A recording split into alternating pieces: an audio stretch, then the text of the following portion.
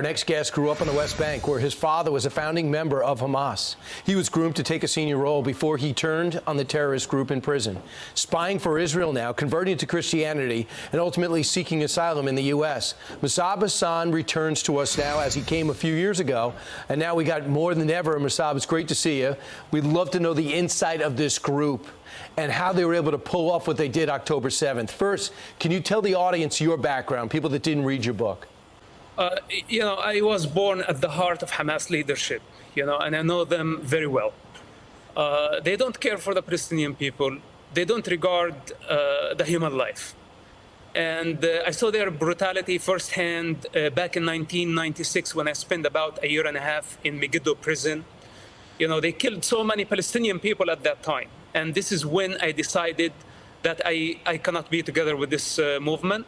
In fact, I asked myself a question: what if they become a ruling party at some point? What will they do? If they succeed in destroying Israel and building their state, what will they do? They will kill our people. And this was the first question, that actually I had to be honest with myself. Even though Hamas gave me advantages, I was like a prince in that world, but I did not like them, and I turned against even my own blood.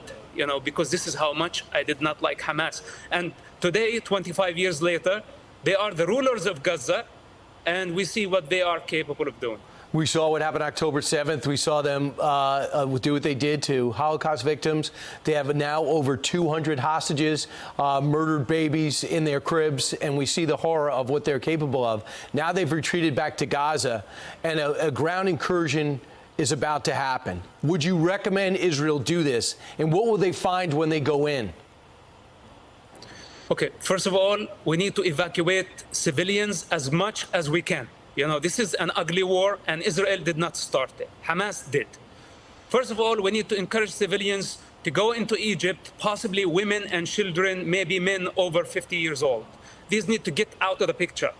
Then the strip need to be cut two pieces, north and south, two parts. The northern part, this is where most of the tunnels are. We need to have a solid siege, okay, for long enough to deplete the enemy and to starve them. After that, we may need to explore using gas. This is sounds horrible, but I don't see any other option. The tunnels are interconnected, and gas could be one of the solutions, but this has to be in the right time. We cannot just rush into Gaza. There is no modern army that is prepared for this type of war. And most importantly, we need to get the civilians out of the picture. As long as there are civilians there, right, then the operation might be incomplete. But Mosab, you also say it's almost impossible for us to give aid to the Gaza Strip. $100 million we're about to give them and keep it away from Hamas. Don't you agree that that can't work? Look, after we destroy the tunnels, we need to finish Hamas rule in Gaza Strip. This is priority number one. Then we need to replace the regime. Could be the Palestinian Authority, could be the Egyptian government, could be Arab League force. We need to replace their rule in Gaza. After that, we can talk about aid. But as of now, sending any aid is a mistake. So you also believe that this isn't about the Palestinians fighting for their rights and their sovereignty. What is the real mission of Hamas, and what do they really think of the Palestinian people? Hamas is not a national movement. Hamas is a religious movement with a goal to establish an Islamic state. They don't care for nationalism. Actually, they are against nationalism. With that said, my understanding that they are using the Palestinian cause only to achieve their goals, so the long-term goal, transforming the Middle East and the world into an Islamic state. This is Hamas agendas, and they are not hidden, by the way. So Hamas is serving foreign agendas. We're talking about Iran, and we're talking about Russia lately. Hamas serve those parties, and Iran pays them close to $1 billion annually. Iran is the real master in this picture. Hamas does not serve the Palestinian people. Hamas serve Iran. Those are the masters of Hamas. So their lie about nationalism, that they are a national movement and they care for the Palestinian people, look at them. They are using Palestinian people as a human shield. We need to free Gaza from Hamas. This is what Israel is doing. It's doing the Palestinian people the greatest favor by bringing Hamas down. Then the Palestinian people, they just want to live a normal life. They don't want missiles in the most populated area on earth to be launched from under hospitals, from crowded areas, and going suicidal and endangering the life of the entire population of Gaza. Who does that? You've got to be insane to do such an operation. Right. And you're talking about your family that used to your family used to believe that, and you used to believe that that was okay, but you don't. Mosab, now, quick exit question. Around the globe, and even in our capital, people are protesting for Hamas. They're saying for the Israel to back off and stop with the airstrikes.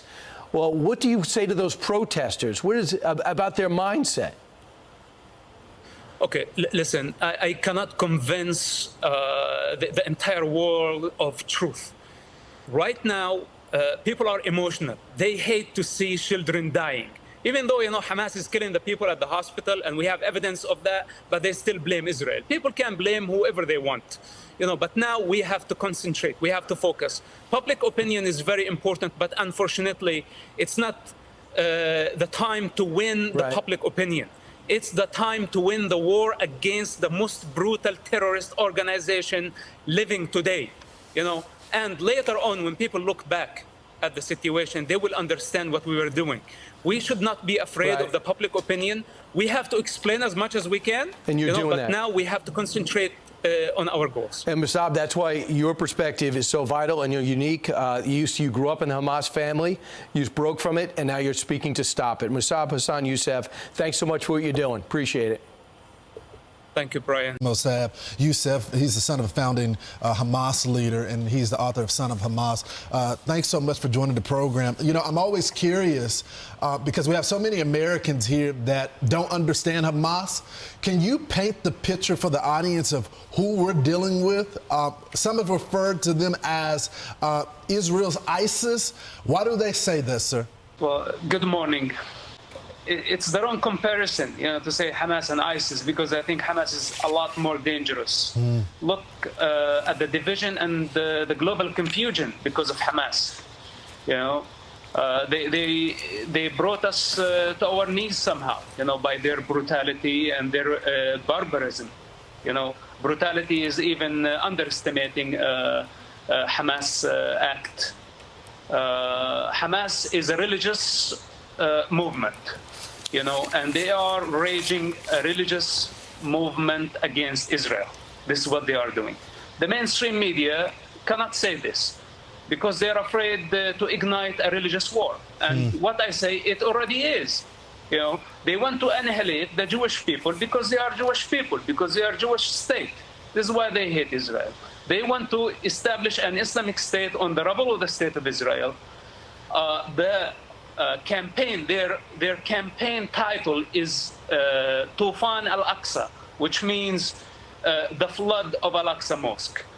So it is a religious situation, and we just need to expose them for what they are. They are not a national movement. If they were a national movement, a political movement, you can satisfy their ambition somehow. You can negotiate with them. But when they are a religious movement, that they don't believe even in political borders, that they are driven by dark hatred towards a race, towards a nation. And we saw that when they killed people indiscriminately. It's all evidence, of to what extent Hamas can go. Mosab, how did you become a Christian? I mean, because we've talked about it. It's hard because what we've read, what we know about Hamas is they indoctrinate children at an early age. And you can let us know if that's correct. But to hate other people, to kill the Jews, to kill Americans, how do you fight that when they have been indoctrinated at an early age? And how did you come to know Christ? Well, yeah, this is a good question. Well, first of all, I did not become Christian. I did not leave Muslim to become Christian. I was fascinated, and I'm still fascinated by Christ consciousness, which basically, in that region, where hatred is taken over. I did not see that our problem was Israel. I saw that we had a lot more complicated problem within our society. And I found the teachings of loving thy enemy, forgiveness, compassion, the power to be crucified and stand above pain and stand above misjudgment. I saw that there was lots of power to that. And this is why I made the choices I made. I haven't been in a church. I lie to you if I tell you I'm a church goer. Many, many years now. But Christ consciousness continued to influence me and ignite the light within. Because we live in a dark world, and men think that they are superior to God. But they are not. Actually, why we are in crisis right now, because we don't have God in our hearts. We have abandoned God, and we became very confused. And now the enemy attacked us. Let's talk about the enemy. You write in your book, and you talk about how your dad was one of the founders and how you had to break from him, saved his life many times, but he still disowned you because he doesn't fully realize that. So you start work with the IDF to unearth them and unwind some plots before they happen.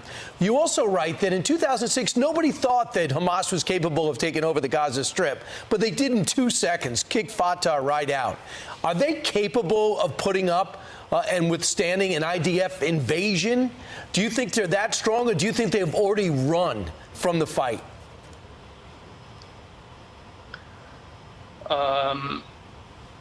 Their strength that they are hiding behind children and women and many civilians. In fact, this is what they did. They surprised Israel on Yom Kippur. It's a holiday. And then they ran very quickly to hide and use human shields. They have many tunnels, they used the funds and the aid that came to Gaza. Instead of it went to the people, they used it to dig tunnels. And this is what they've been doing, digging tunnels under the ground. So it's very hard to deal with this type of suicidal group of fighters who basically don't appreciate life. They don't praise life. They actually looking forward to death. To the next life. So this is why it's very hard, for not only for Israel. Mosab, do you think they're there, though? Do you think they're still there, or do you think they're trying to get out through the Rafah Pass?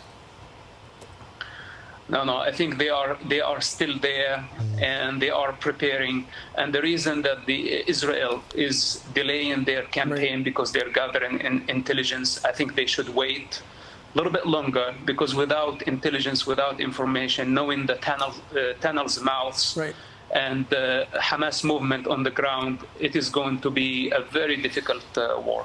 Mosab, exit question, final question for you.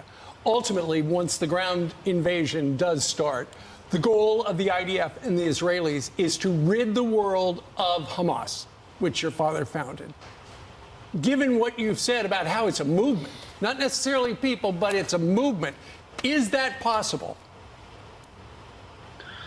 Yes, it is possible. But Gaza front is not the only front.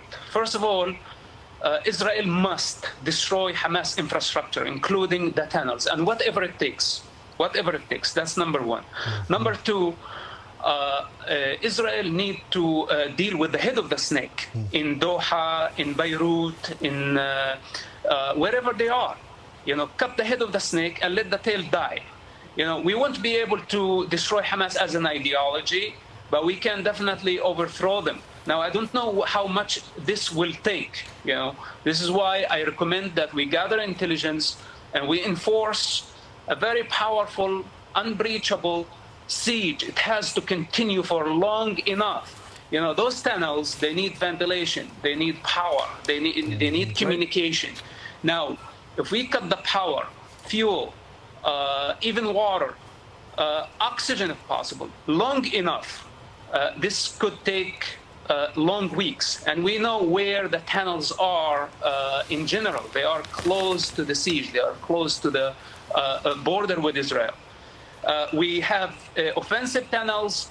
Those we know for sure that the hostages are not in the offensive tunnels. Okay. They are most likely in tunnels under the city buildings. Sure. So at So it least is we can possible. begin with the offensive tunnels, destroy those, then we can move to the next stage. But we need a very strict, unbreachable siege to deplete the enemy.